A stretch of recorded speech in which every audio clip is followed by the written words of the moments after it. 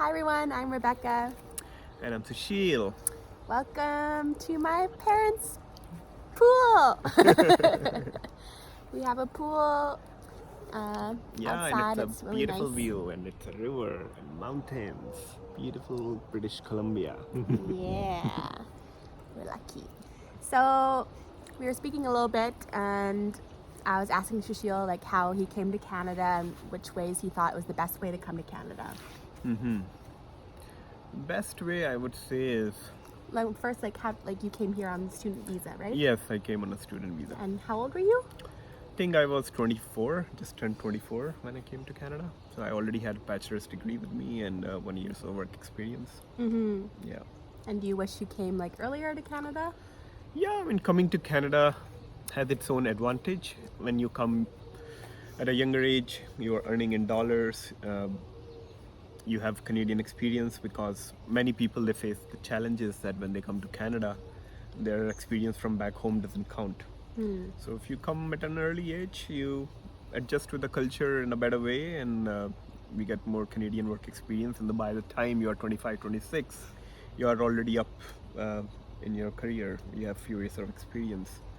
Yeah. So you think it's better if people come like right out of high school? Well, it used to be like that, not anymore. Right now, the current immigration rules, especially express entry rules, they don't give much advantage to people who come right after high school. For example, tuition fees is very high in Canada. Yeah, I know You are about those. almost paying 20 grand per year. So that's I'm talking 20 3 times, or how many times? And then Canadian students? 4 or 5? 4 times, but yeah, like you're paying $20,000 at least in just tuition fees. And if you are doing a bachelor's degree right after high school, you are paying 80 grand. It doesn't make sense to spend that much money. And if you are doing a 2-year undergraduate diploma, even though you will get 3 years of open work permit, however, you will be starting from the entry level position. Plus, you won't get enough points for express entry. A student who already has a bachelor's degree and coming to do a post-secondary or a 1 or 2 year diploma after their graduation will get at least 30-40 more points than the student who is coming right after the high school. But that doesn't seem fair, because they're here in Canada. If you come right after high school and do a 4-year bachelor, like you're spending more time here. No.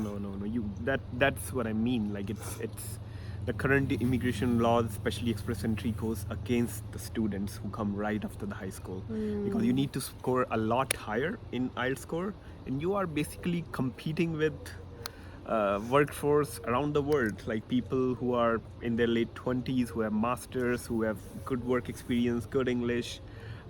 Plus, and if you go to the other route, like BC PNP or like any PNP program, it's employer driven. And not everyone gets a managerial position, not everyone gets an ideal employer. Sometimes they blackmail you. You have to sustain the employment, because PNP is employer-based program. So yeah, it's actually not an ideal situation. Coming after high school in Canada, I would not suggest anyone to do that. Yeah, it's also tough studying abroad, like in a different place, different culture. You have to learn to cook by yourself. Yeah, do your mentally you are laundry. not It's mature very- enough. Yeah, 18, very, 19 yeah, years. stressful. Yeah. So I can actually show you. We can go inside. I think sun is almost gone now, and mosquitoes are biting us. Yeah. I can actually show you guys on the computer why coming after high school is not a good idea, and coming after bachelor's degree is actually a much better deal for people who want to immigrate to Canada and get a PR in future. Okay, so Okay. we'll go inside. Sure. See you in a second, guys. Hey guys, we're back in our apartment. So we were talking in the pool earlier on about why it's not a good thing to come. Like Sushil was explaining how coming just after high school is actually not advantageous to getting your PR, even if you spend 4 years getting a bachelor in Canada. 4 years, usually people go for 2-year program, 2-year undergraduate diploma. That is the most popular thing, because you get 3 years of work permit and you don't have to spend like 4 years of tuition fees on your studies. So I'm going to actually record my screen and calculate points and tell you guys why it is not a guarantee and probably a bad idea to come to Canada on a study permit after high school. Okay, so we are on Google right now. So we type in CRS tool to calculate express entry points. Okay, this is a Government of Canada website for immigration. So we are just going to calculate points. Okay. So do people know about this? Like, yeah, it's not very difficult, and you can find it on Google. It's on Government of Canada website. So we are assuming, let's say there's a candidate who came to Canada, let's say the candidate ABC, right? He came to Canada at the age of 19, right after completing high school, and of course I'm assuming the person is not married, single. So he came to Canada at the age of 19, finished his studies at the age of 21, and got 3 years of work permit. Usually takes you, how many months do you think it takes people to find job in Canada? At least 2 months, 3 months? Yeah, let's say the person got a job in third month, right? Then you started with the entry-level position. Let's hope you got promoted in 3 months, which never happens. 3 months is only probation time. So all in all, I'm just taking things on a very, very positive note, which usually doesn't happen with everyone. So let's say the person got 0AB category job, a managerial position job, and worked in Canada for 2 years and has 6 months of work permit left and wants to apply for a PR in Canada now. So let's say their age is 24. Level of education. So here, because the person wanted to save money in education, so instead of going for bachelor's degree, he did 2-year undergraduate diploma so that they can get 3 years of work permit. Okay. And Canadian degree or diploma certificate, yes, so you get extra points because you studied in Canada. And best level of education, so you didn't finish any diploma, certificate or degree, like master's degree or diploma, so we just say 1 or 2 year diploma certificate. And then official language, yes, and then the most common English practice tool is IELTS. So you gave IELTS exam. And speaking, so usually people who spend 3-4 years in Canada, they speak very good English, and most of the people I know, they get more than 7.5 in speaking. So let's say the person got 8. Okay. We select this one. Listening, it's not very easy, but I'm assuming I'm just taking things on a positive note. 7.5, it's an above average score. Okay. Reading. The reading is the toughest part for me, especially in IELTS. You don't get a lot of points in it. Usually people are around 6.5, I'm assuming 7. Okay. 7.5. 7.5 is very rare. I'm taking 7.5. Writing is also one of the module where people struggle. Even when you get 7, it means like you've done well. So I'm selecting 7. I got 7 when I wrote, right? See, so it's not very easy. French exam. Most of the people, international people, don't know French, so I'm just saying not applicable. Work experience. So we are assuming that the person got 2 years of managerial experience or a professional job in 0A or B category. So we are selecting 2 years. And then foreign experience. That means any work experience which the person had outside Canada. So when you are coming right after high school, no one has work experience, right? Yeah. So none. And then do you have any certificate of qualification from a Canadian province? No. Do you have any LMIA? No. Usually this is for foreign worker, people who don't have open work permit, they need to apply. It's a very hectic, very lengthy process. I always discourage people to go for it, especially when you are in Canada. Yeah. And you have a nomination. So they're asking basically for PNP. So PNP is again itself a very big vast topic. I'm going to cover it some other day. So I'm And just that's selecting them. provincial nominee program? Yes, and every province in Canada has that. And then, do you have any spouse? I selected not married, and any brother, sister who are more than 18 years of age and PR or Canadian citizen. So no. Then let's select the score. So here you can see the total score is 433. Is that good? Nope, it's not good.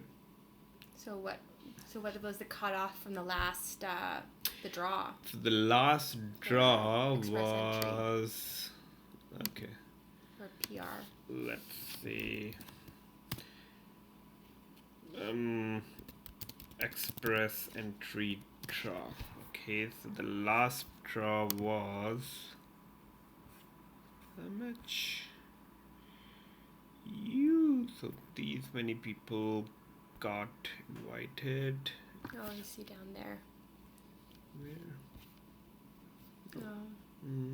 So based on 470 right there. 470, and that one was only 433. 433, and we assumed that all the things to be very positive.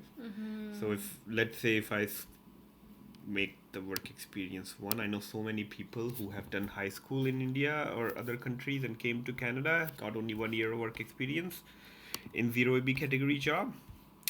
408, you have no chance. And in my experience, I've hardly seen this cutoff going less than 436. But how about if they do the full 4 year? How does that help? Sorry? If they do the full 4 year bachelor instead of a 2 year. Okay, let's say, okay, let me change that. So I do bachelor's.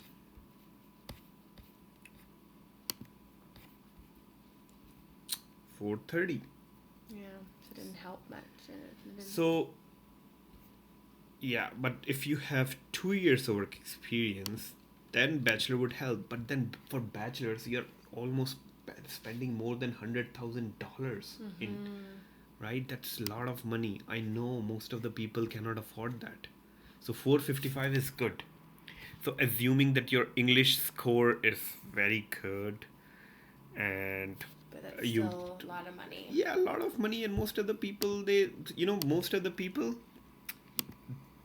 that's the score they get. Like an average person whose English is not the first language. 427. Even after bachelor's. Yeah. And now we just, change another scenario. Let's say there's a person who did bachelor's from their home country outside Canada, 3 years or 4 years bachelor's, and came to Canada on a post-secondary education, like 2-year diploma or something like that. Okay. So let's say their age is 24, they have 2 years of work experience, or we'll assume they have no work experience, right? So their age would be the same? No. So let's say they came to Canada at the age of 24. They did 2 years of education. They finished at 26. And they did 1 year of work in Canada. And they are 28 now. Okay. Right? So they are 28 now. And yeah, so here we will select that they have 2 or more certificate, diplomas, or degree, because they already have a degree back home. And then they did a diploma here as well. So Canadian degree diploma, yes, they still get points for that. And then your education, what you did in Canada, so you select this. And IELTS, we keep the same. You keep everything the same. You're going to say 1 year or 2 year? We assume 2 years, because the person is already a mature person. Maybe they are able to get 2 years of work experience. So 447. Right? So I reduced actually. So usually I've also seen something like people who are mature, they can work on their English in a better way. Yeah. And so I actually reduced English points. So if I make it 6.5 or 6.5 here, and I calculate their points, 459. Mm-hmm. See, the person who came after high school, they were stuck at 433. And in a similar situation, this person who already had bachelor's degree from back home has 459 points. And I can damn guarantee that this person will get PR in Canada. Yeah. So your advice is to the young people, just do some education at home before going to Canada. yeah, like spend more time with your family once you are out. See, again, even with 1 year work experience, you get 446 points. Yeah. Yeah, so that's Save it. money and Yeah, save money, spend more time with your family, have fun with friends in college. And once you are out into other country, you never see your home again much. And if Canadian PR is your final destination or final goal, then it's not a good idea. yeah. Awesome. Well, thanks for Okay, that's our video, guys. We hope you enjoyed. Please leave your comments below and subscribe if you want to see more videos from us, Rebecca and Sushil. And we were wondering if you like Sushil better without beard or with beard, because the other videos he didn't have beard. Yeah, I know. So yes, but yeah, hopefully this video is useful for you guys. And if you have any questions, write in comments below, and I would like to explain and help international students in Canada as much as I can. Okay, take care. bye guys.